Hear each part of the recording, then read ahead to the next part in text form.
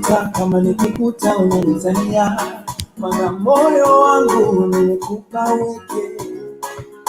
Mimi mfungwa tena mjinga, nimeleta gerezani, tena sikuwaza nitakuwa mateka.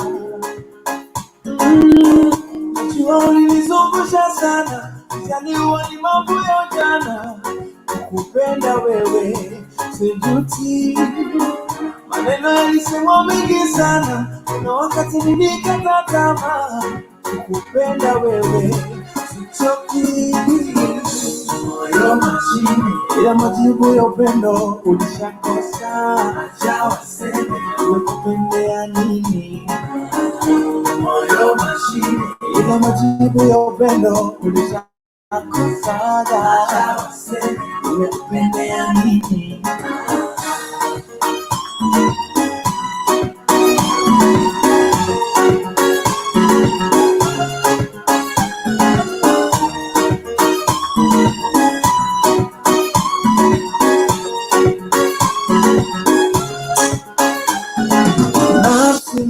Tuna upendo uko nje ya maneno, ila vitendo. Kama bubu akipenda atanena vipi kwa maneno, sina vitendo. Kiziwi hata ukimwambia nakupenda, wala hasiki, ila vitendo. Wewe sijui sababu za kukupenda, siwezi sema ila utaona. Najua ulinizungusha sana, nijaliwa ni mambo ya ujana, kukupenda wewe sijuti. Maneno yalisemwa mengi sana, kuna wakati nilikata tamaa, kukupenda wewe sichoki. Moyo mashine, ila majibu ya upendo ulishakosa. Acha waseme nimekupendea nini.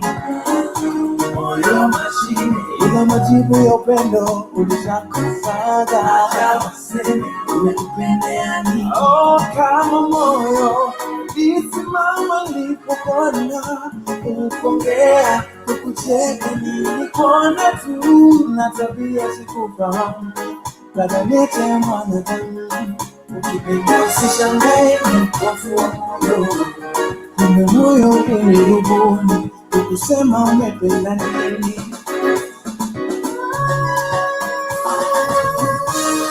Moyo mashine, ila majibu ya upendo ulishakosa. Acha waseme nimekupendea nini.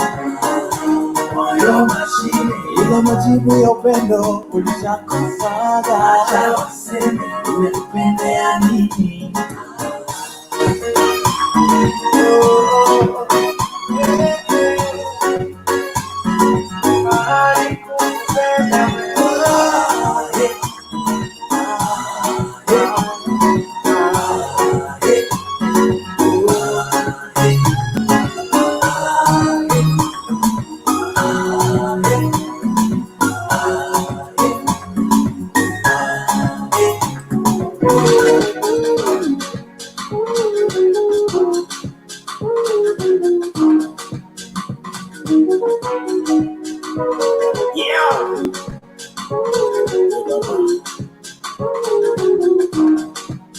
Upenda ni vitendo, si maneno maneno. Leo nakupa kitengo kwa kufika malengo. Umesiba mapengo kwa upendo. Bwana wana single, atini vikao vya sendo, yeah. Maana mrembo na kuchuza, mama na shukuru umekuza. Chana mapete na kutunza, manamba moja wote wabuza. Na umesha nizima, yo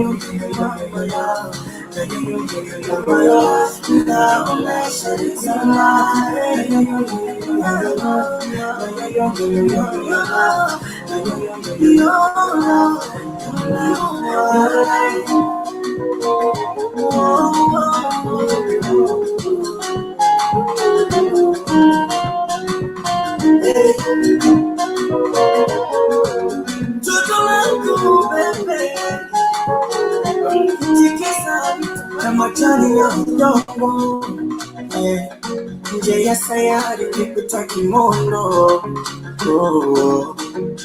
na machungu ya kikongo na usiyape time ya kutibu wenyongo maana mrembo na kujuza maana nashukuru umekuza chanda chema pete kutunza namba kuja wote wa buruzi na unyesha nzima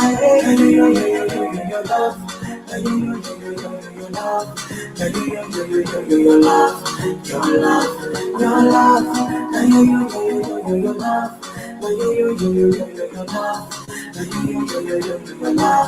your love your love.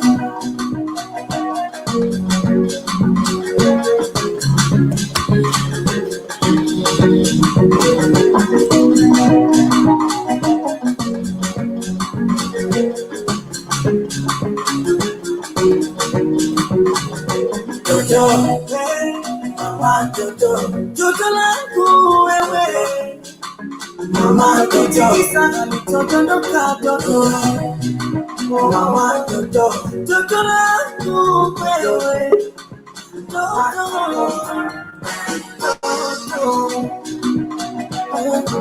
Jojo langu wewe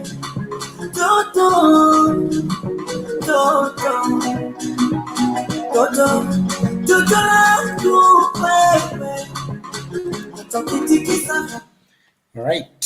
So, hi, Wekesa, how are you? I'm good. Nice to see you. How was your day? It was brief. Brief.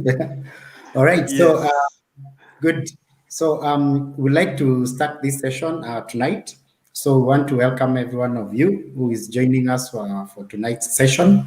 Tonight, we are discussing about defeating COVID-19 with using science and research. So, if you want to join this session, you can just use the link on the comment box. Takes you in. It's easy to join.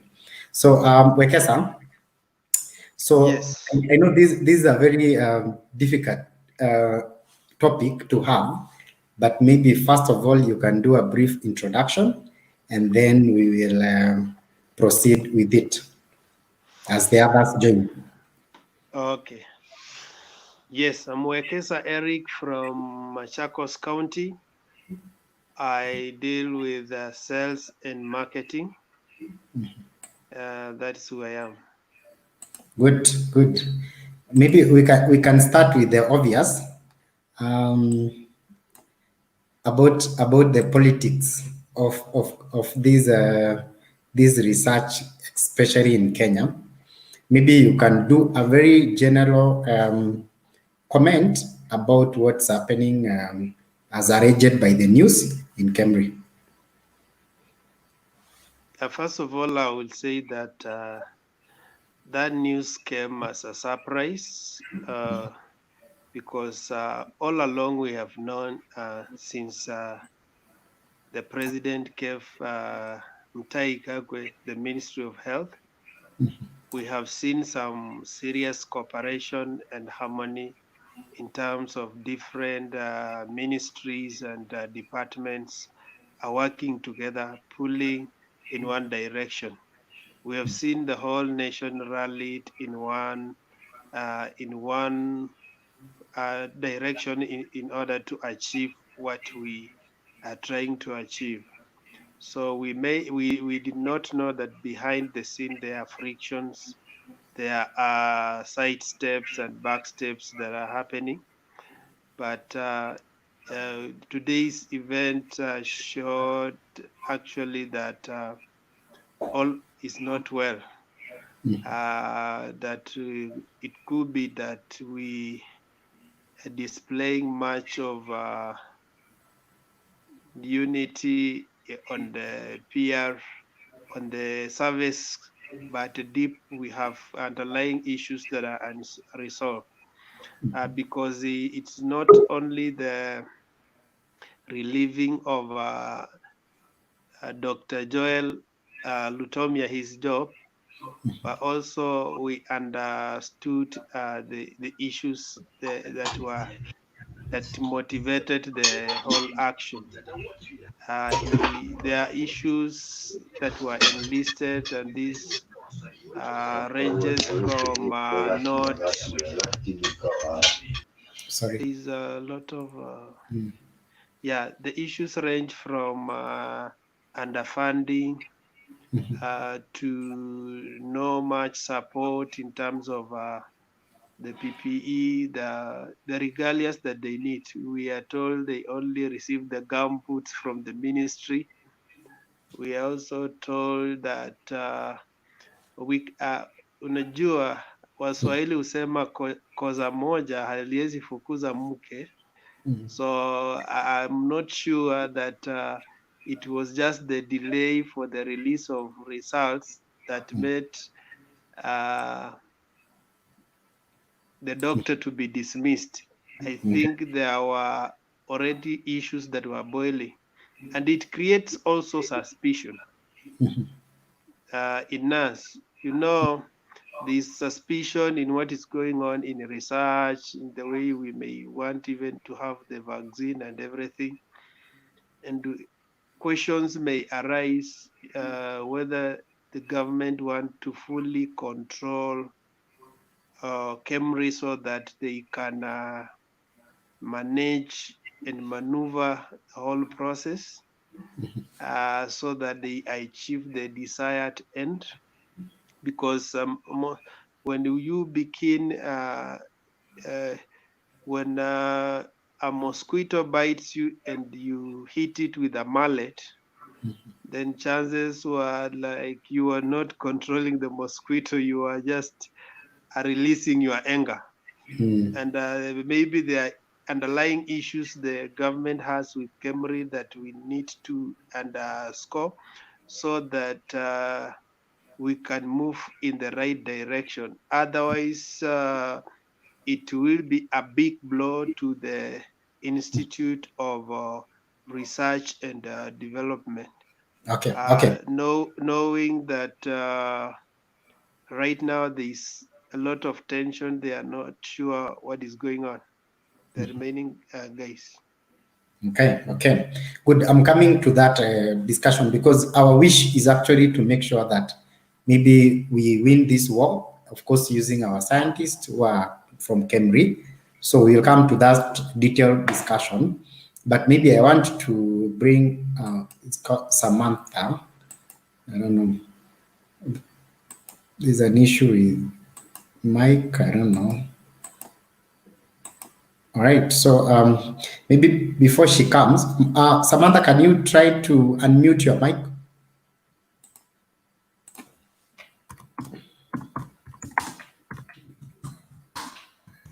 Okay, so anyway, before she can, I don't know, it's difficult. All right, so I'll wait for her. Maybe once she unmutes, we can hear her perspective. Anyway, so Wekesa, from the issues that you have, of course, highlighted, there is very serious issues about PPEs. But of course, we are hearing these PPEs in Kitui, is it? So what's so difficult to get these PPEs to KEMRI, which are now, these guys are the most highest risk maybe of getting even this COVID-19? I think for up to now, you understand how government operates. There are those who call deep state, there are those who call systems, and government has its own way of operating. I remember when Mwangi Kiunjuri was in the Ministry of Agriculture, there were the interventions to do with the locusts were not forthcoming. But a day after he was removed from the ministry, whoever came in got all the full support. In fact, money was released like expressly. So it means sometimes when you see a government relaxing in terms of supporting an institution, there are underlying politics. So for me, it's not like they can't get the PPEs from Kitui to Kemri. There could be issues they have with maybe those in leadership, and they want to, maybe they are not playing their tune. Okay, that's interesting. But anyway, when we come with this Wekesa, maybe the politics of COVID-19, especially maybe when we are talking about what scientists are saying and what politicians want to hear. This has been replicated, maybe even we saw it in the US, and Trump is so annoyed by his lead scientist, Dr. Fauci. So where are we missing the point of trying to have a synergy in between? Because at the end of the day, the patients are the ones who are suffering. I will say that truth is boring, and most of politicians don't like boring truth. They want things that excites the public, things that creates headlines, things that creates publicity. You have known that when you are at school in a lecture, sometimes people will sleep, but when somebody begins telling stories, everybody will be alert. So that is how sometimes truth is boring, but we have to take it anyway. It's just like taking a bitter pill. You know, you don't like the taste, but you understand the reason why you have to take the pill. So science are proven facts over a period of time and tested, and we may not like how science is taking us, but we have to cooperate if we have to come out of this situation. I know of a number of people who if they go to hospital and they are prescribed that you need to be 5 or 10 injections, chances are they will attend to, and the rest they will escape because they fear the injection. But if you understand the reason why you have to be injected, then you have to take the pain in order to alleviate the situation. So our politicians like what they can consume for public impression and for political mileage. But you know, there are different seasons call for different attention and response. Such a time of calamity, we don't need so much of politician. We need statesman. Our late Professor Saitoti once said that there comes a time when a nation is more important than an individual. There comes a time when the livelihood of Kenyans is more important than the ambition of our individual ambitions. So we need to. This is a time to sober up, to be to think critically and know what we want as a nation, what we need to do, where we are, what we need to do to come out of the place we are, and where we are going, and count the costs. Jesus once said that for somebody to build a house, he need to sit down and count the cost. We need to know how will our house look like, what are the materials we need, how deep shall be the foundation. So those are scientific facts that we can't run away from, and we stop these side shows. I say it even on a spiritual plane. Today I was discussing with a few people, and I was telling them, you know, even there is belief, there is faith, and there is trust.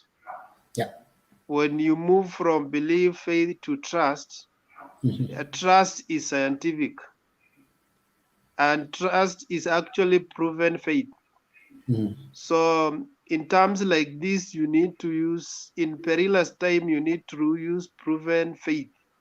That's why when David approached Goliath, he didn't do guesswork. He said, I was in the wilderness, I approached the bear, and this is what I did. I was in the wilderness, the lion came, and this is what I did. He was using trust, a certified spiritual truth that if you apply this, these are the results. Yeah, so that's how I look at it from a scientific point of view. Good. Conrad, can you unmute your mic, Conrad?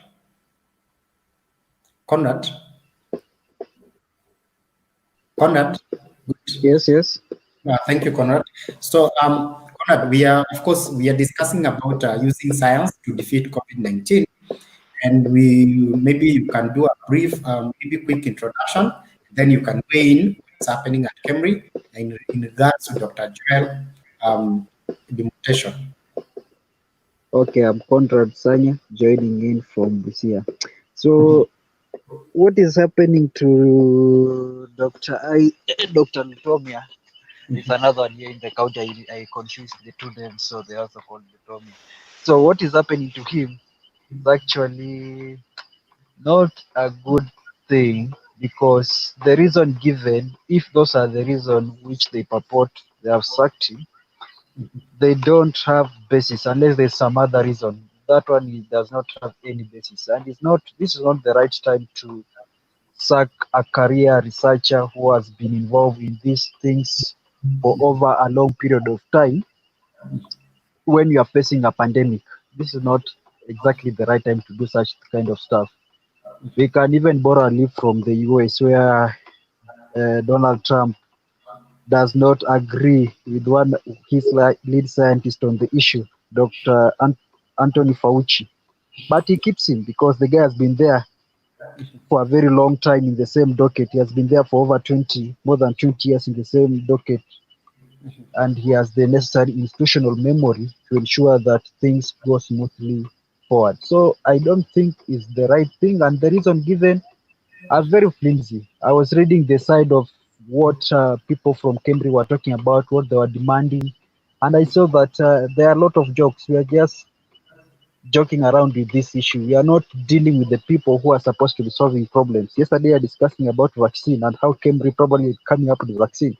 Yet Cambridge says it has no budget for anything. All its resources have been diverted to COVID, and they have not received any single cent from government. These folks are working in a very sensitive environment. In fact, apart from people working in the ICUs and the kind of things with they work with so many patients, actually these are the guys who come directly into contact with the virus. They actually test it, because that means that they actually seeing the virus is actually there within the environment. And the reason given, he explained it very well. He said we have two systems, we have one manual, one automatic. So the manual one, the system are automatically sent. The automatic one, the system are exactly sent. Then the manual one, probably they have to tally the things manually. So it is understandable. That is something that any normal person could understand. Why does it delay? And there are so many other reasons that can cause that delay, because it is actually a manual. Most before they brought these machines, it was actually a manual process which they used to use, which involved them taking one sample one by one, testing one by one. It was almost all manual. But it's a very serious issue that now even our Cambridge, which you are relying on to do some other serious research about other stuff, has diverted all its resources. The testing machine by they are using, most of them are for HIV and TB. That's what they are trying to. The testing kits, some of the reagents they are using, they have been diverted actually from TB and HIV/AIDS to come and do these things. So it's actually a very sad situation. And I read a tweet about Raila Wade on the same issue, saying you are giving our institutions are relying mostly on foreign funds to do this this pertinent research. Like Cambria is actually foreign funded. Most of the monies come from foreign sources, not even Kenyan sources. So we should rethink, because if you want something to work for us and you are not funding it, we are just dreaming. Okay. Good. Thank you, Conrad, for that take into that opening.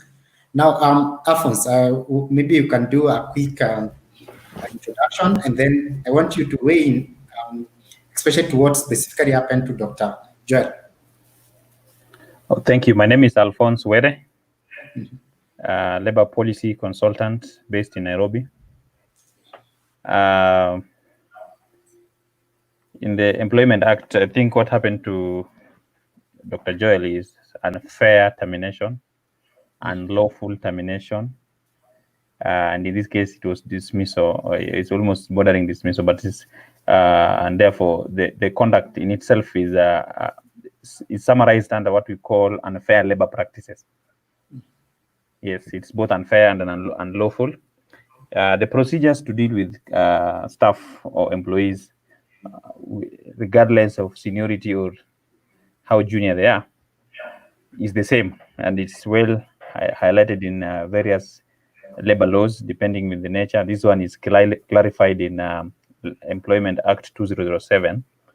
And so he has a very strong case, but I'm not personally moved, because this is the mode of operation in my government. They don't follow law, they don't follow order, they do things their way, and they do it from above. So above is where the law is, and above is individuals, not necessarily the law itself. And they are guiding us to a state of lawlessness.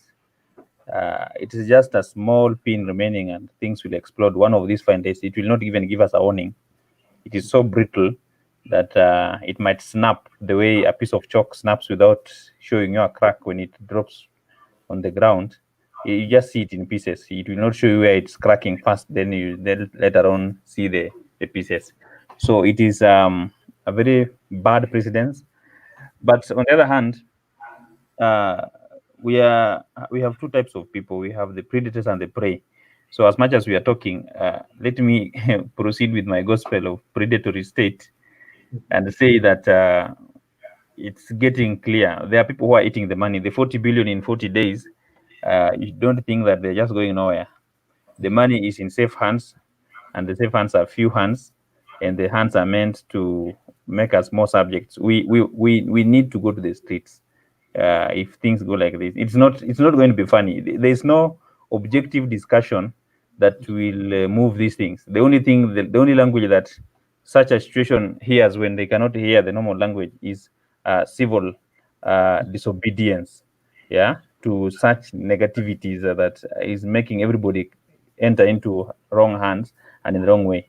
I have had a very lengthy discussion with several people today in Siaya County, to be very specific, and the disbursement of the cash that is supposed to be going to the people who are targeted, that is those who are vulnerable and who cannot take care of themselves. And this includes people who have terminal illnesses and are barely able to take care of themselves, and they are supposed to be taken care of because of their level of exposure in COVID-19 situation. We also have the old or the aged, and we have the disabled. Now, I've been able to get a rough idea from village elders, because they are the ones who are supposed to sign confirmations from various departments, whether it is from the people with disabilities department or the people who have various diseases, because if it's HIV, we have the record, so they just come and say these are the people. So they also know them in their villages where they are. And they've been telling me they've just been told to sign, and the list is either 2 or 3 people, yet they know they have 10, 15 or 20 people in their jurisdiction. And they're told there are no questions to answer. This thing did not come the way it usually comes. So tumepewa pesa kidogo. That's what they've been telling me, that they've been told. So I've raised my voice, and I've just told them, since they have the barazas still ongoing as the channels where they communicate with the administration, either the assistant chief, the chief, the DO, and the DC, Yeah, and those structures still exist all the way to county commissioner before they go to the president and the Security Council. They should use those channels to just let their seniors know what's happening in their villages and whether people are happy or not. Because they are also telling me that the radio has been propagating right information, so people know the information. And since these people also know that they are known by these village elders, they have gone to the village elder to ask, how come my name is not there? How come you didn't ask me of my details? Do you have them? Was my name in the list that came? Yeah. And so the village elders are people think that they are keeping some information. So I think the desire to eat people is very high for our senior government officials, and it is not a healthy thing. And as much as they want to gag and maim us, and as much as we also want to be so objective in looking at it from a scientific perspective, science is tertiary, not even secondary in this matter. The primary issue is right politics. If the politics are wrong, the rest of the things, however much you want, they will be wrong. Because if you look at it from a perspective of religion or spirituality, you can't go to church if politics say no. It is as simple as that, whether you want to go or not. If politicians say you will not go, and they can either make it a legal issue or so that it becomes an illegality if you behave in a specific pattern. Yeah, so you must get it right in the politics side. And if you can't get it right through the normal channels, then you're only left with one way, and that is mobilizing the society to move up against the matter together. And don't think you are special. If you think you are special, you'll be. If they can hit the director, I don't think you'll be a special case. So let me leave it at that. But the Joel situation is just telling you that the so-called system exists. And those who know Dr. Joel will tell you that Joel has some form of a position to make. He doesn't take all orders without questioning those that need to be questioned. And therefore, the main issue here is, as we speak, how much has Kemri was told to give a proposal. From what we have read, we have not confirmed, but what we have read, and I think I want to quote Daily Nation from their interviews and their sources. What they said is they say we need money to run these tests because we didn't have this as part of our normal running of operations. Then they were told to come up with a proposal. Kemri came up with a proposal of 10 billion for COVID tests. Then they had to negotiate them downwards because the resources are not sufficient to provide the 10 billion. They settled at 7 billion. As at the time of the article being written, the amount provided for COVID was still zero. So they're still running with overhead from other parts of the things they were doing to run the COVID test. So even if you are the one in charge of a cost center or you are in charge of a budget in that organization, how will you explain the budget to donors who did not give you for COVID, that you use it for COVID? And somebody who is giving you for COVID will not be there to explain, and they're telling you, you must do the COVID test as priority. And yet they have raised some COVID resources and they are not giving you, and you're the premier and the leading institution in COVID testing. And testing being the center, at the center of the fight against coronavirus, I think there's a lot more that is hidden that we should not take for granted. And we need to ask hard questions. Okay, good. Wekesa, are you there? Wekesa? Yes. Yeah, you can hear. Nico. Yeah, good. So Alphonse is bringing a very important aspect whereby questions need to be asked right now, because COVID-19, of course, our targets were there, and now if we have to hit those targets, budget is very key, right? And you can hear, okay, from Kemri's side, they are saying they have not received any budget. How does this feel like, even from a Kenyan perspective? You know, as a salesperson, I would say such cases happen where you meet someone, you want a product, but since he doesn't have, but he doesn't want to show you that he doesn't have the product. So what he will tell you, simama hapa, wacha ni kuchukulia kwa store.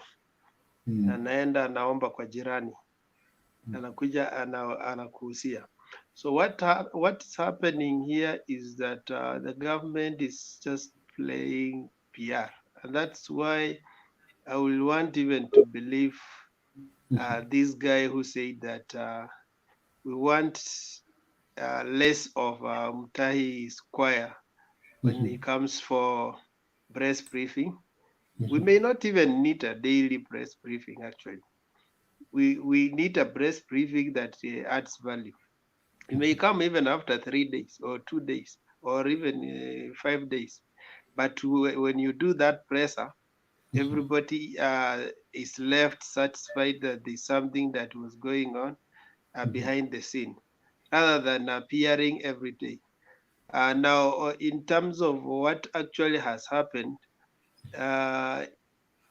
it has exposed the weak parts of the government, that we are doing more of the talks, we are doing more of the theory, but when it comes to practical implementation, nothing is happening. Look at it from this way. We were told around 108,000 families have been identified as vulnerable and they need support. But when you do an introspection, when you just scan through and ask people who have received support so far, so the first 21 days of our cessation, we have not been supported. Not everybody, but those identified as vulnerable. So we are into the second phase of the 21 days.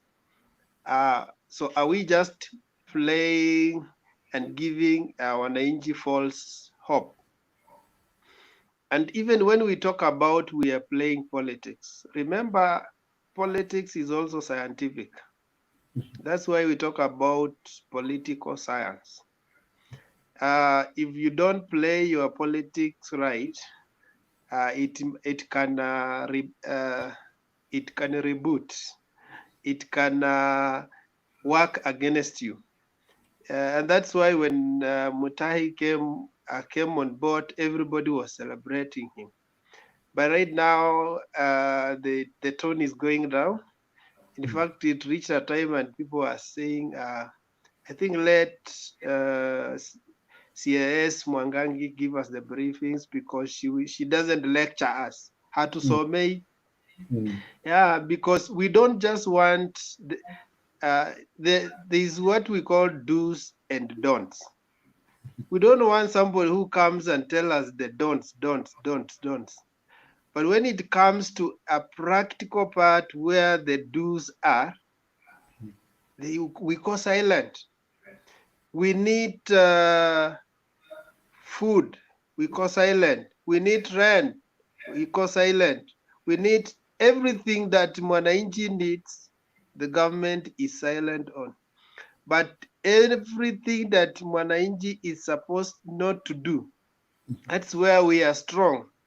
And we think we can win this war by just bulldozing and patronizing citizens and having our way. No, it won't work. Great, thank you. So maybe I'll come to Conrad. Conrad, I want to bring an aspect about maybe countries on the forefront in terms of coming up with vaccines. We have so many, which are, of course, these are discussions we are, of course, having.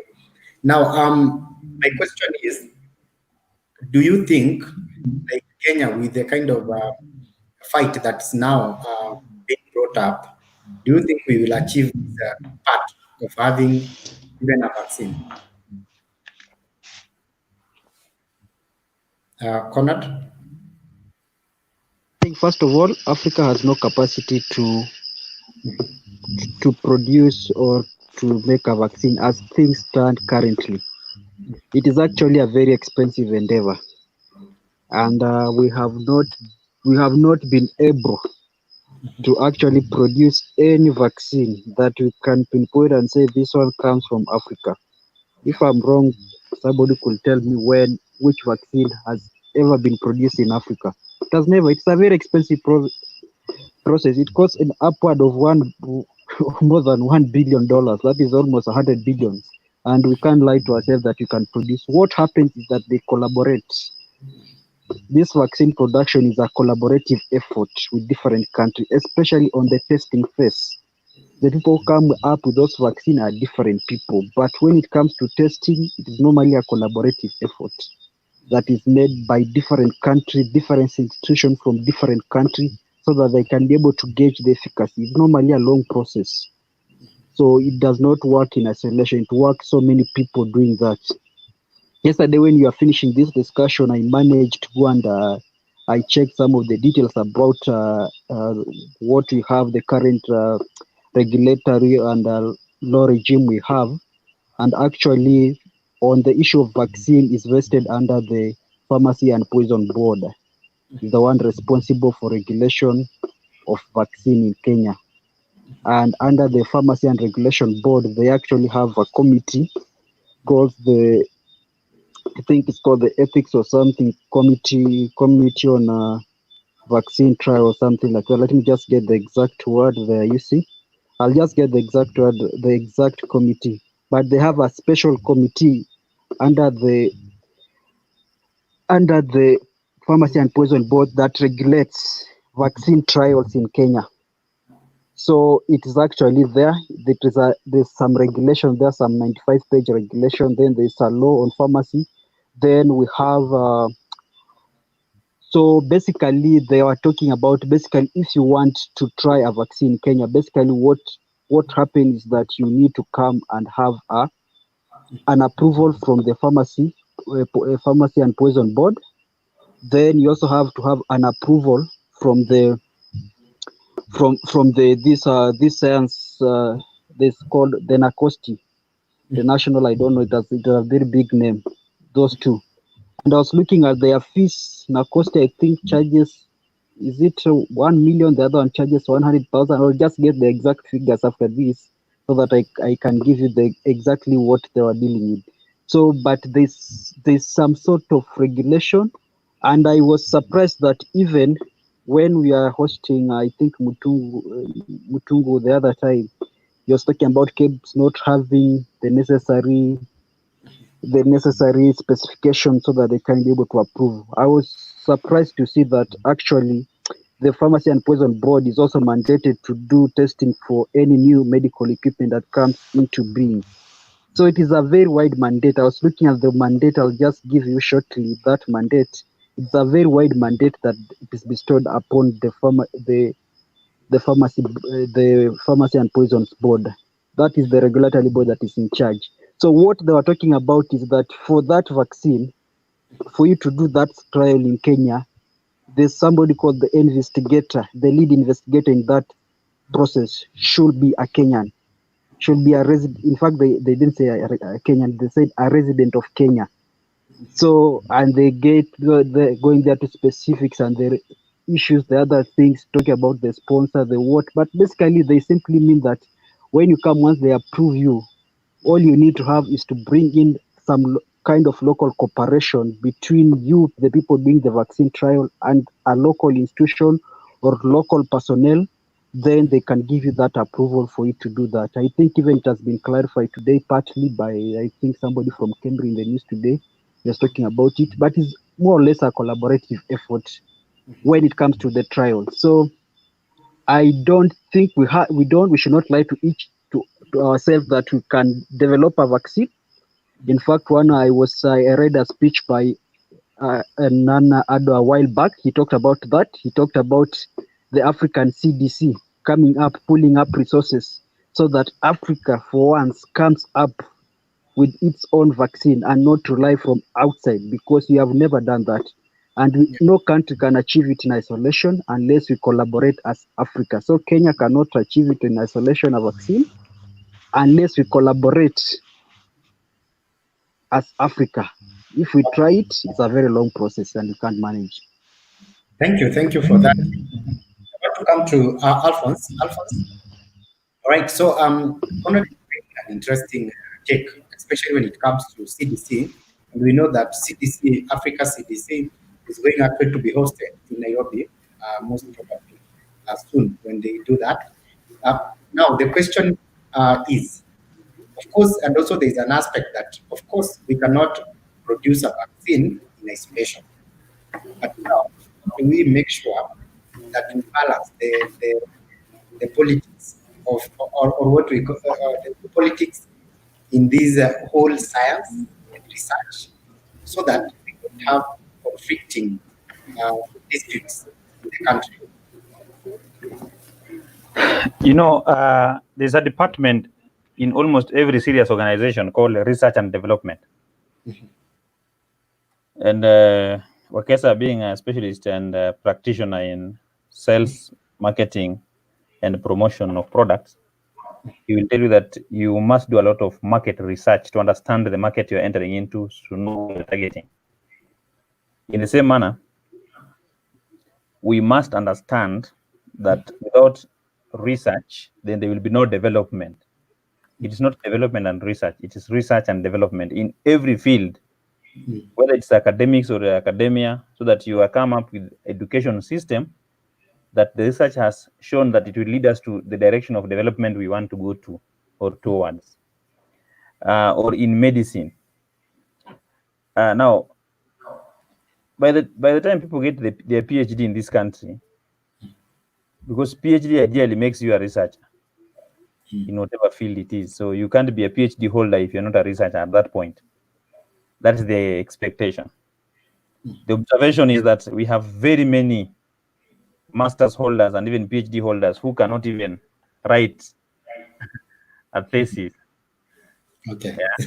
Many, very many. In fact, there's a lot you can do. You can find somebody who has never gone to campus helping them to do, because that person is fairly exposed in that field more than them. So if that's the person you want to become a researcher, then you have lost it. And the basic reason being that research is not considered a serious issue in this country from whatever perspective.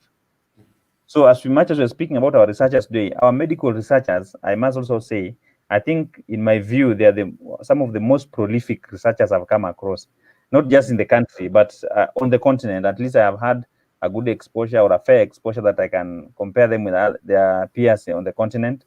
I've also had some small experience with others from Europe and Northern America, parts including the US. And I am confident about the quality of researchers in our country. Those who have come out to do research, they do a good job. What is the deficiency we have? Funding. Research is a very expensive affair.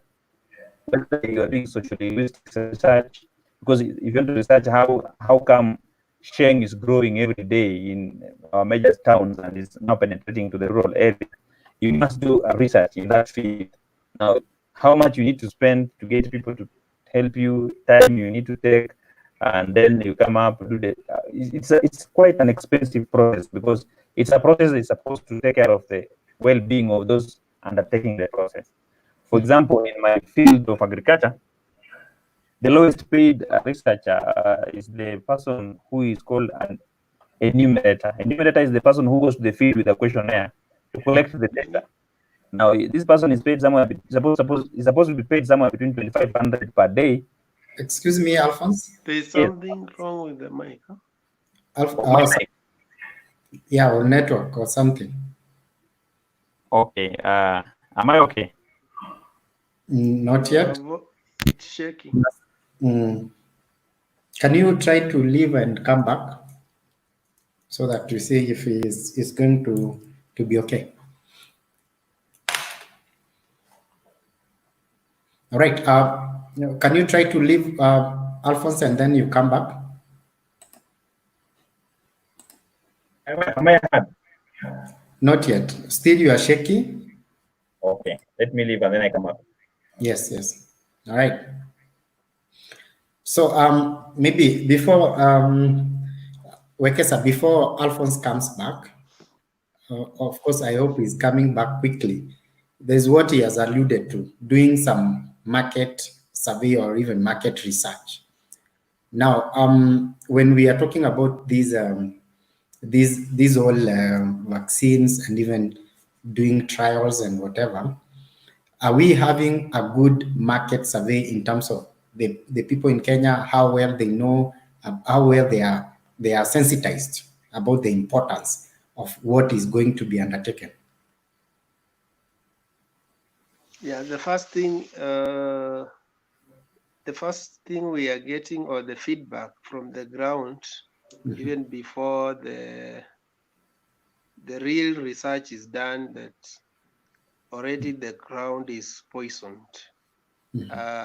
when it comes to the vaccine, and people don't have the right information. And so it will be like an uphill task to convince people that we are undertaking this vaccine so that we can be able to salvage ourselves from the ongoing pandemic. Because part of the propaganda that and the conspiracy theories that have gone, whether proven or not, have an impact on the larger population. And so if there needs to be a rollout of any vaccine, then there needs also to be the right information. Maybe in terms of marketing, they need to see how do we market our own medical activities such that they are largely acceptable on the ground. But I also heard from one of the specialists in Cambridge, he was saying that ignore what you have heard from many people. There's no way a vaccine can come to Kenya and be imposed on us. What will happen is that it will take, when they bring it in Kenya, it will take Kenyans, specialists to do the recruitment of those who are going to do the exercise. They are the ones who will do the tests, and they are the ones who will approve the whole process of doing what sampling. So I want to believe that it will take the right direction, because there is the right procedure, but there is also sometimes shortcuts depending on the interest. Just as we know, if the right procedure can be applied in Cambridge, then we will have the right people leading this process.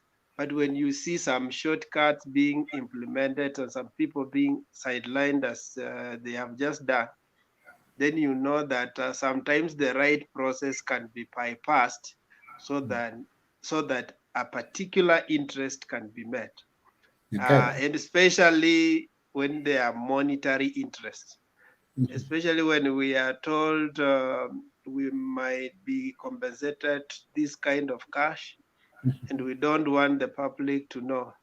So there is a way we will manipulate the whole process and go through a shortcut to achieve the same end. Good. Alphonse, sorry, well, you can continue now. Yeah, I hope I can be heard well now. Yeah, you are good now. Okay. I even got disoriented a bit when I lost the bearing there, because I was hearing myself well. Okay, it's okay. Yeah. So what? You are very clear now. Okay, and that's fine. I think what we can do is that we proceed so that I'm able to pick on the next issue as we proceed, because even what I was talking about, I'd really given some substantive information and repeat myself, because I might end up repeating myself. I don't know. Your network today is trying to fail you. Yeah, again, it's trying. But I think let's go to Conrad. Maybe when we come back, it might be okay. Right. So, Conrad. Conrad, my husband. Of course, we all agree from the science and research that will save us from this pandemic or even from any other serious disease. Also, Conrad, you have some issue. Okay. Now, but my maybe your take can be on this level in terms of how do we sensitize the public to know the weight of what we are dealing with, and actually to from what Wekesa is talking, that already the public is has been spoiled. Maybe the ground is spoiled right now in terms of what they have been fed about vaccines and trials. I think we need to. There should be more communication from the from the institutions that are doing research on this issue, so that people understand how this issues is carried about. It's not just about a random person, a random institution coming into Kenya and start doing tests. That is not what happens. As I was telling you earlier, I've got the exact figures of and a nutshell of the process. How it happens is that these people, they make an application if you want to do research, and some of people, if anybody has done research, probably in the medical field, they have encountered some of these things. You make a request to the Pharmacy and Poisons Board, and you pay a registration fee of, they have said, $1,000. That is about 100,000 shillings. After that, if you are in the vaccine field, what they do, there's a committee under that Pharmacy and Poisons Board that reviews your application. It's called the Expert Committee on Clinical Trials. And I'm very surprised that it's only staffed by, it has 8 board members, 4 members of the secretariat, and and 2 people to make that the process good. So it's very flimsy. You can't expect them to do a very detailed job on that front. From there, there's you need to get an approval from the, it has a very long name. Let me just read the name the way it is, because it's a national, it's called NACOSTI. I think I've seen it several times for people doing medical research. I've seen them getting approval from it, the National Commission on Science and Technology and Innovation.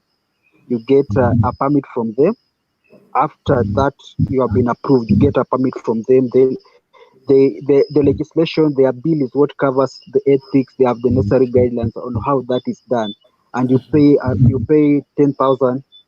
That is about 1 million. So that is the point. That is what you need. Then you have the guideline, and on how clinical trials are done. There's a guideline that takes cognizant the issues that Wekesa was talking about. What the chemical guy was talking about is actually covered in the guideline. But that does not mean that the vaccine is made in Kenya. It only means that once, because those people, they cannot come here and start doing that trial. They never do that. They go through the necessary channel, they make the necessary application, they come, they employ people, Kenyan researchers, they co-opt a Kenyan institution. Mostly what is normally used is Cambridge. Because the time I was talking about the Ebola vaccine, when it was done in Kenya, that was around some years, 2 years or so years back, 2018, when it was done in Kericho. It was actually the Cambridge station in Kericho. It's called the Walter Reed Institution, something like that. That was responsible for doing that test. The lead researcher were Kenyans. All those teams were Kenyans working on them. But the vaccine did not come from Kenya. It was from another country, but they made the necessary application. Our necessary regulatory framework, they satisfied them, they approved them, then they followed our laws. And it's very easy for them to do that, because after all, there's nothing much they need to do. They don't need to pay you so much money to do that. It's just already there in the framework. Very easy for them to do that. So in the COVID environment, I think we should be aware of what is happening right now, because what is happening right now, the world is racing against time to come up with a vaccine. And you have seen talks about, people are even wondering, will that vaccine really work because the time frame they are using is very short. They were giving a timeline of 12 to 18 months, which is, they said, even that is an expedited process. 12 to 18 months, which the timeline they are giving, is an expedited process, because there are some breakthroughs that have come about in the vaccine development. Some are using new technology which has never been used. So sequencing of the virus is now very fast. So they are trying to see what they are looking at, what things can we do right, because some of these things were just some other bureaucratic issues, mostly for them to take that long period. So they were looking at, if you have cut this short, you have done this within 2 months, you go to the next. What are we looking at? And the new technology, I think that is what Oxford is using. They have not said it, but because they are talking about some new game changer technology, and the only technology that people are aware is that is going outside what we are used to, the normal channel in which vaccine are made using mutants and the rest of the things. But the new development that has been carried on, that it was being researched, but it has now been expedited because of coronavirus. They are using something new. They no longer need to come with a mutant or try to make something using parts of the virus to make a vaccine. Right now, they're going direct to make something that looks like a copycat that can try to trick the body somehow to produce antibodies against a certain vaccine by it imitating such. So the toxicity and the other things they are cutting on that. I'm not quite sure, but I know from what I've been reading about and from what their talk has been, I think that is what they are also doing. So we need to educate the public because there's only one this as we are talking about, if you refuse a vaccine, there's only one way out. Either you have a cure, which I don't think we'll have it very soon, or you have a vaccine, or you let the virus take its course. The longer you wait, the longer the vaccine will take longer to come. Is the more you are telling people like, you fend for your own self, you do the necessary. We can go there. All of us will now have to go there. How Sweden is doing. Just let things flow the way they are, because after all, what are you waiting for? The virus will take its own course. And I think the last point, as I dwell on that, I think also we are also being misled somehow here, because we are refusing one thing and promoting another thing. Why am I saying that? When Trump said about this chloroquine and hydroxychloroquine issues and this other stuff being used, these drugs have never gone to any. They have never been tested. There are drugs you use for malaria. Yes, we know them. But these drugs have never been tested in COVID environment. They have just been used and we think they're proper. But what is happening right now? Without any test, without any efficacy test of those drugs, they are being administered to people. So basically, what you are saying that you are refusing to be a guinea pig, and yet you are actually you are going ahead to go and purchase this hydroxychloroquine. You are actually being a guinea pig without anybody forcing you, because this drug has never been tested. It's being tested on you actually to see if it works or not. So what is that? Are you not becoming a guinea pig? So it is actually a two-way thing, because they are being given that anybody can decide. Doctors are deciding who to give, how to give. It has never been tested anywhere on COVID. So just a trial and error thing. So I think we should look at it in a very balanced way, these issues. We should not allow, of course, we should not allow people to come here and just try to experiment every vaccine, but we should look which vaccine has higher chance of working. Because if you refuse, then they bring the vaccine. So you have to, on the waiting list, will be down there. You'll have to wait for it, because it will force, your government will be forced to purchase this stuff at the end of the day. Thank you for that. Wekesa, I think Conrad talked very lengthy on that subject, but there's two things I want you to address. Maybe one, of course, maybe in marketing, how do we do damage control? Right now, the way you are saying, the ground is already spoiled. Number two, how do we let the scientists lead this war in making sure that we get the right things, maybe the right prescription, the right drugs to use? And number three, maybe Kenyans, the general public, not maybe medics. Medics do this, then they know. Many companies do research in this country, and for any solution, research has to be done. How can we also make sure that people understand the role of research, and even in this kind of terrain right now that we are in? Wakesa, can you unmute your mic? Oh, sorry for that.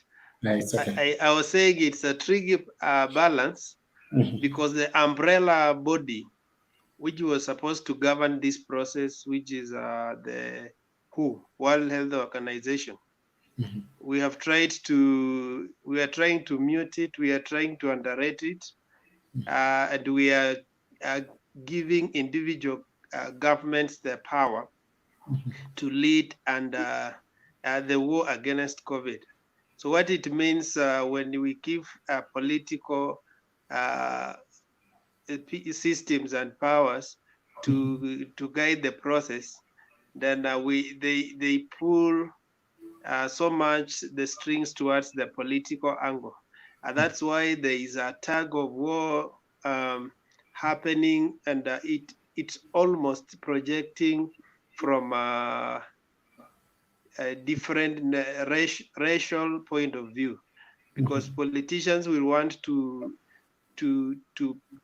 make things look like it is us who are right and it's them who are wrong, or it's somebody trying to undermine us. But if we left this to who, and we hate trust, we create institutions, but we don't give them the trust and the environment, the operative environment they need to govern us or to effectively administer their role.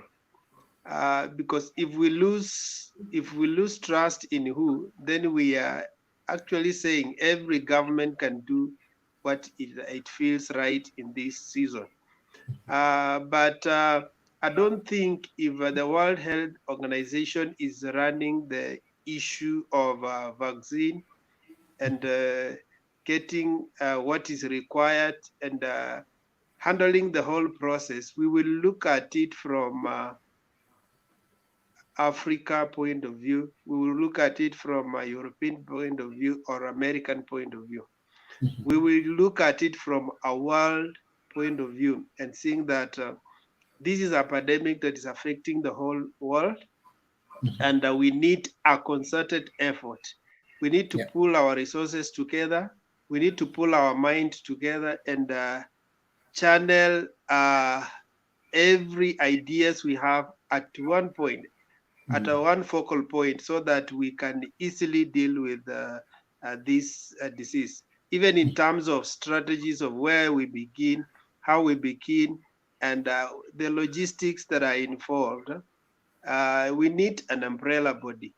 But this kind of Kenya is speaking with UK, Tanzania is speaking with French, US is speaking with Israel.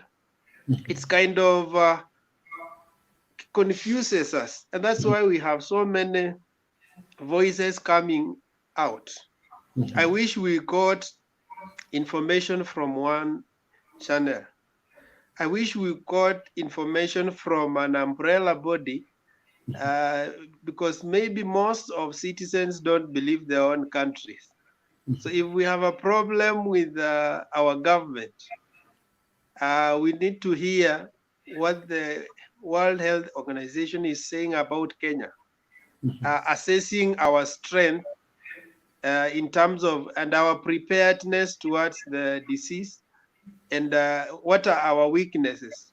Some of these things, when they tell us, the first thing, we interpret it from our own racial point of view.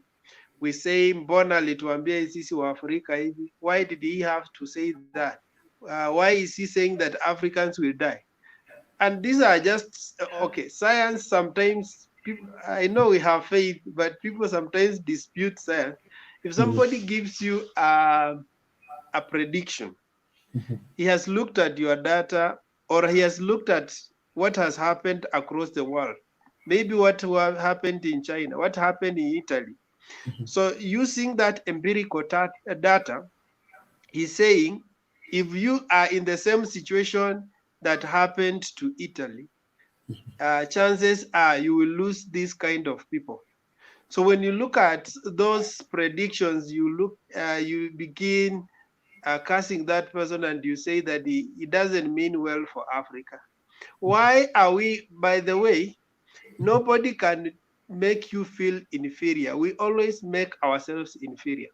In fact, we always interpret everything that is said in Africa as because we are inferior. Because they normally say that when you are in a family meeting, everything that is said, if you don't have money, everything that is said, you think you are the one source of the confusion in that meeting.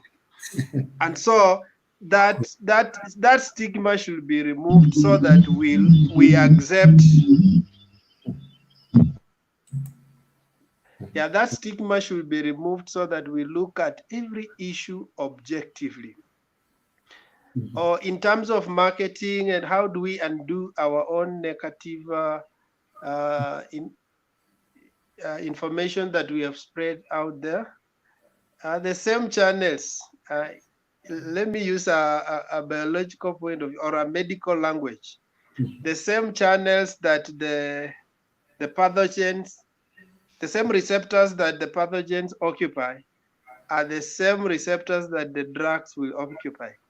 So what happens in the fight against the disease, it is the drug coming to dislocate or to remove the pathogens from the receptors and then occupy those receptors. So what are we saying? That the same channels we have used to create negative information, if we have used technology, it's high time we create the content, the right civic education towards what we are doing. But we cannot do that if we have not conclusively come up with the vaccine, and then we want to roll out such that now we can create content against the vaccine and say that this is what we are going to educate our fellow citizens so that they can understand. Yeah. Okay. Thank you. So, Conrad, I want to come to Conrad, and I want maybe we talk about artificial intelligence. Sorry, Conrad, and we will have our round of parting shots. So, Conrad, Wekesa is bringing a very good aspect in terms of where he's talking about if we are talking about, of course, drugs, they're the ones which come to solve our problems, or even science solves our problem. We have also to look at when other people like maybe Merida Gates was talking about if we were having the same problem in Africa, we could have faced the worst like the US or even Spain. Now, my question is to you, Conrad, is in terms of artificial intelligence, whereby we can have data that predicts something, maybe predicts if you are at high risk of contracting a certain disease. Now, if we have that kind of data, what could it have done different than what Merida Gates was talking about? I think part of the reason people don't understand, I hear people trying to justify the likes of Bill and Melinda Gates being part of something, being part of some larger conspiracy to do this and that, especially in Africa. I wonder, these are the same folks who are funding most of our programs in HIV and the rest of the things, our vaccination programs and the rest of the things. So it's quite unnecessary. And part of the reason why probably I'm saying Bill Gates get that kind of, because they are going back to him and saying like, oh, why is it that you have this and this idea on this thing? Why did you? No, it was something, a prediction that was made long ago. Because part of the Gates Foundation, they have a disease modeling unit that actually looks at various models of various diseases and try to do some predictions on certain issues. So most of this is done through artificial intelligence, where this information is actually fed into the computer, and the computer analyzes this information and looks at various trends to make certain assumptions, certain prediction about the future. That is probably the reason why Gates at that early stage he had something like that to say. And he's not the only one. We heard Obama talked about the same thing, but these things they are not saying because they know. They were talking about from predictions that have been analyzed. That machine came and brought and said there's a certain pattern to this disease, there's a certain calamity this year, there is another one happening after this. So prepare something like that will happen, and what will be the situation, the response. So all these things are coming about due to the modeling they have on that, they have on those diseases.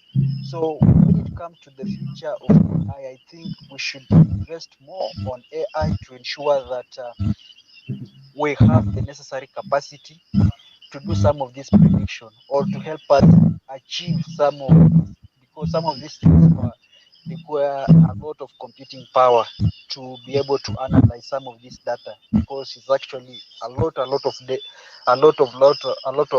data that is analyzed. I was reading some research recently by some German scientists who are looking at over 60,000 cells that could be if there's presence or absence of COVID, if the virus has been able to manage to enter through those certain to attack those cells. And actually, one of the things they were talking about is that one of the recommendations they are talking about is that because of the magnitude of the data they are processing, researchers should be able to access to higher computing power with some level of AI so that they can be able to analyze this data. Because what helps them is that for them to analyze that data within a shorter time, it was AI, because they fed this information into the computer, and the computer will be able to analyze some of this data and give them the necessary results, the necessary projection they were looking at. So they were saying if we had not had such a technology at this time, this data could have taken a longer time for us, like scientists, to analyze over 60,000 cells over a short period of time, because this research is was done in less than a month or something like that. So we need to ensure that our system, our preparedness system, our prevention system, we always we should be link them to AI systems so that they can give us predictions. And they actually give predictions. But the problem is, are those predictions ever implemented? That is always the issue. Those predictions are given, but they're always just thrown under the carpet. Okay, good. Thank you. Seems you also started having some problem in terms of your mic. I'm really sorry. Okay, Wekesa, maybe you can comment in terms of artificial intelligence and having predictions, better predictions, and having good outcomes, especially in healthcare. And also maybe you can give your parting shot, and then Conrad will give his last parting shot. Yeah, if our science serves as well, then we need to have accumulated knowledge. And knowledge is accumulative. And so we cannot come from one pandemic to another one, yet we have learned nothing. In terms of artificial intelligence, it means that the knowledge and the experience you gathered from one pandemic should help you have a better response when it comes to the next epidemic you can face in future. When you go down in the memory lane, you will hear the things that President Bush once said, and then President Obama.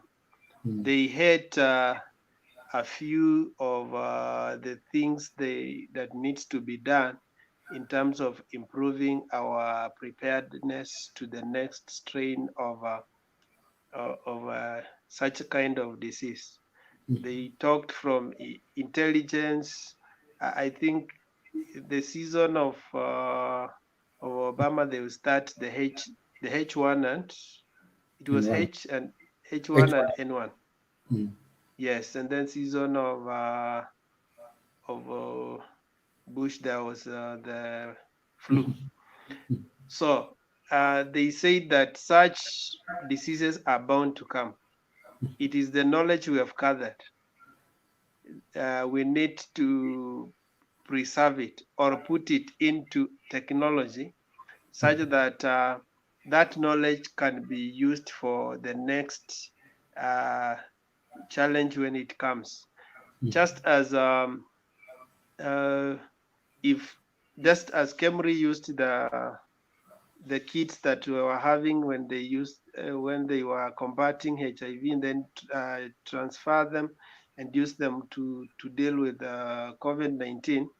That's how artificial intelligence works, that the programs you have set in a gadget are able to be utilized in the next subsequent challenge of similar magnitude. And then what happens with artificial intelligence, for example, the knowledge that Dr. Joel somebody, Lutomia, has may not be equivalent to his successor. But if that knowledge is transferred into artificial intelligence, into some programs, into some gadgets that we can use, it means that even out in his absentia, we can still use his knowledge to handle the challenges that we have. We have to understand that we don't have so much expertise in a country. And when we talk about artificial intelligence, we can use expertise from US, we can use expertise from UK. We can consolidate them into programs that can help us to work. And then in terms of prediction, we can, and that's how we can predict if this pandemic hit us in this magnitude, and this is how we handled it. The artificial intelligence will help us in terms of the knowing the number of population that can be affected, knowing how to handle certain strains if they come of the similar magnitude. But Kenya is not prepared so much in terms of artificial intelligence. Even when you look at from meteorological point of view, we have suffered the same floods and have the same problems. People die and we forget about it. The next rain season comes, it's like we are not aware. We go through the same cycle of problems. But gathered intelligence and programmed intelligence helps us to know that there is a disaster coming and we need to prepare for it.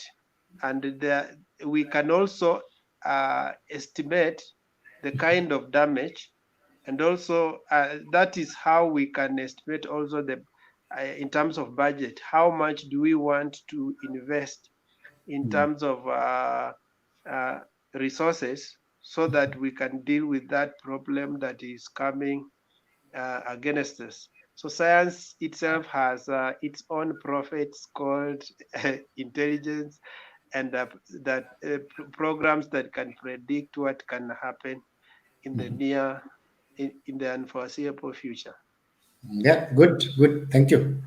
All right. So Alphonse, welcome back. I'm sorry that you had so much problem with your network, Alphonse. Thank you. I'm back. Good. So, Alphonse, I want you to weigh in terms of what artificial intelligence can do well, especially when predicting and giving us better outcomes in the future, especially in Kenya. And then we will go on a round of parting shots after that question. Okay, just quickly, AI, the artificial intelligence, I think it simply means transforming the capabilities that human beings do on their own into being done through the machines. And the basic one that we can understand is how the many things we do with computers today, they used to be done manually. Now, the level of advancement is what changes from one stage to another. Now, the stage we call artificial intelligence is where we have a lot of combinations of where you can, this high level of interactions, things that you expected to hear and respond, make a move and such. In AI now, those things can happen without human beings, or with only a human being in control, and the rest being done by the machine, which makes it more efficient, effective, and also increases the capacity and capability. So in everything we are doing, I think we are in what we call the fourth industrial revolution, which is ideally changes of revolution brought about by the internet and the power of the internet, online and digital, and then the computerized capabilities that have increased, which is now what you're calling the AI.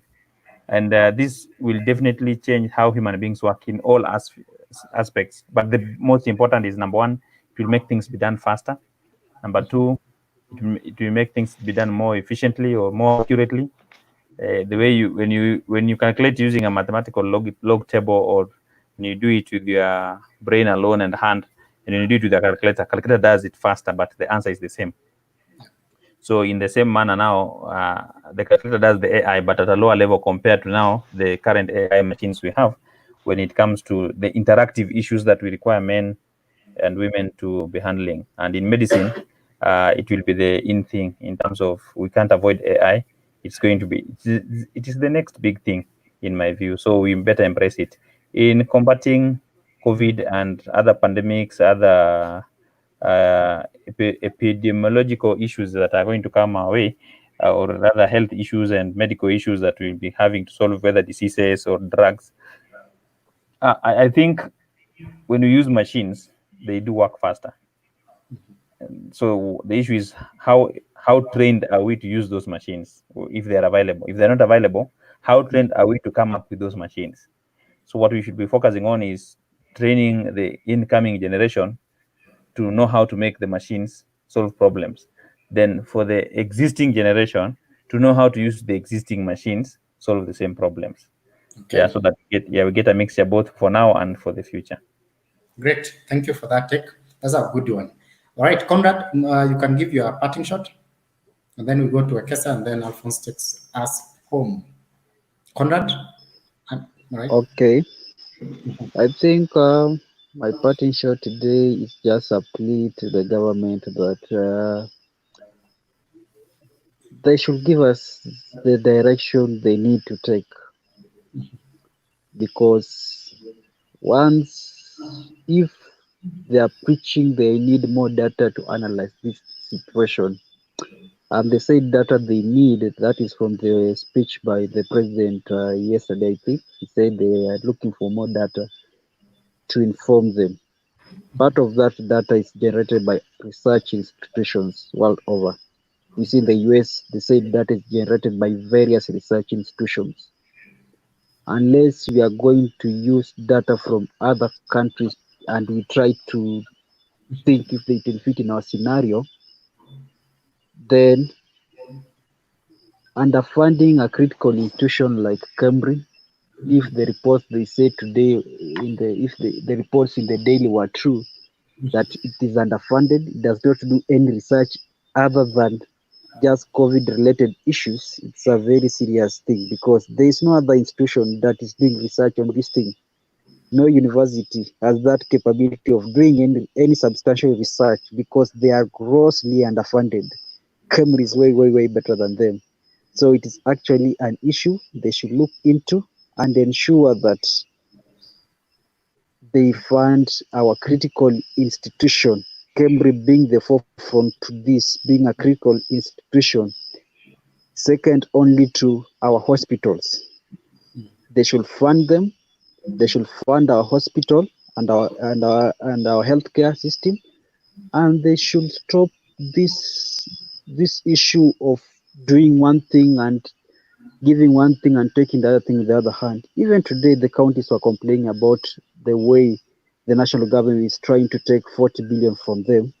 At the same time, it is pledging to give them 5 billion to fight corona. Very absurd indeed, if that is what they want to do, because if health is devolved, so if you are taking more money from the counties and you are giving them less money, you are actually giving them, like if they take 40 billion, they're actually taking away from them 35 billion. If you are the 5 billion they want to give them, so they're actually taking away from them 35 billion and telling them, okay, we have given you money. So I think the government should be serious and they should have a coherent plan on how to approach this issue. The problem with us, you are mixing so many things at the same time. You are mixing enforcement, you are mixing economics, you are mixing every other thing there in between there, so that we don't seem to have any direction. One hand is going the right direction, another hand is taking them back, another one is pulling sideways, another one. So it is actually a messy affair. But I think we need Kenyans have been very patient. They've been waiting, but I think people run out of patience very soon because all they have been looking at. If you talk to people, they say, "Okay, schools will close. The schools will open in June." Yes, and what did the CS say? The schools will open if the cases of infection go down. Is it Yeah. going to happen? Will the cases reduce? Actually, my guess is good as mine. In the next 21 days, we know, unless as people have been saying, the only way to ensure that we don't have an increase in cases, we don't just test. Then you have no issues with people confirming people whether they are corona positive or not. We just don't test if that is the route they want to take, or we just test the wrong people. Then we can talk about cases reducing. But if indeed that is what the government, because there's nothing that the cases will reduce, they won't reduce. They continue increasing day in, day out. The only thing we can look at is how to mitigate the current situation you are in and ensure that we can proceed. Otherwise, the kind of games you are being played with will remain in this state of limbo Okay. for the Okay. next few months, I think. So that Okay. is my final take. And Thank have you. a good night. Thank you, Conrad. Wekesa, your parting shot. I will say that we don't have to lose hope. We don't have to lose direction. We don't have to divert our energy by stepping on each other's toe. This is the time we need each other as a nation. We need every mind resource. We need every pocket resource, and we need every social resource. So government should tap in its own God-given resources. Part of the God-given resources is the mind we have. The brilliant brains we have around should be utilized for their purpose. Even as we talk about artificial intelligence, we need those artificial intelligence, but first of all, have we utilized our own natural intelligence that God has given us? Because it's very expensive to come up with the AI systems. And if we cannot afford those AI systems, can we use the natural systems that God has given us? So instead of backstepping them, I wanted to hear that people of Kemri have been given a stimulus package. They have been given a compensation, an allowance that motivates them to work. But right now, my guess is as good as yours. If you go to Kemri, you will find disjointed group and people who are already lost hope because there's tension. They don't know exactly what the government is up to. Everybody may think, may be suspicious of their own colleagues, because when politics enters, there's always loss of trust. We didn't want that politics will infiltrate such institutions that we are putting our hopes on. Our Good. doctors needs to be protected for now, and our research departments needs to be encouraged to do what is supposed to be done. All right. Good. Thank you for that parting shot, Wekesa. Alphonse, take us home. History will judge our current government very harshly for taking us for granted. So they better speed up the reaction and become very serious with the lives of Kenyans. We might be blaming Kenyans, but I think if you look at how public generally behaves, Kenyan public has behaved way above average in this response to COVID-19 calls to behave and act rightly. But because we had poor structures of the economy, it's not sustainable. The economy itself cannot sustain having people at home, and the people cannot sustain themselves being at home in this prevailing circumstances. So government should speed up the reaction. Actually, having heard about the possible projection of 10,000 Yeah.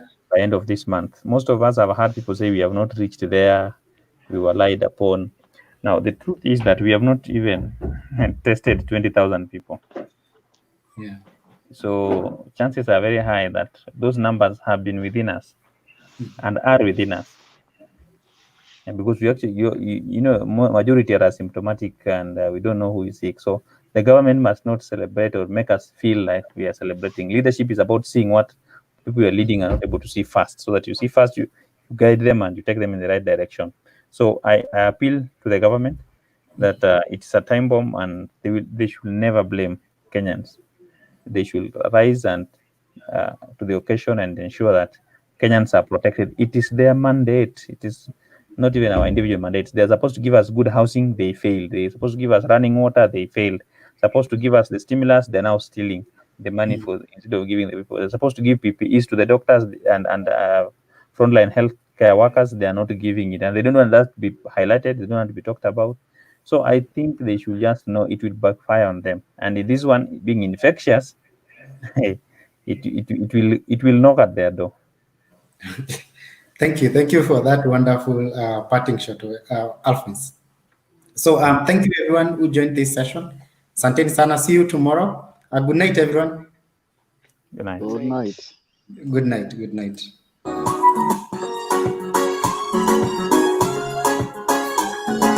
Nafsi inanituma upendo uko nje ya maneno, ila vitendo. Kama Mungu akipenda atanena vipi kwa maneno, sina vitendo. Kisiri hata ukimwambia nakupenda wala hasiki, ila vitendo. Wewe sijui sababu za kukupenda, siwezi sema ila utaona. Najua nilizungusha sana, nikaniwa ni mambo ya jana.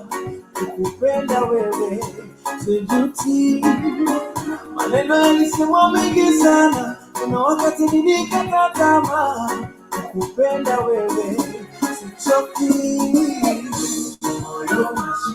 ila majibu ya upendo ulishakosa. Acha waseme nimekupendea nini, moyo mashine, ila majibu ya upendo ulishakosa. Acha waseme nimekupendea nini.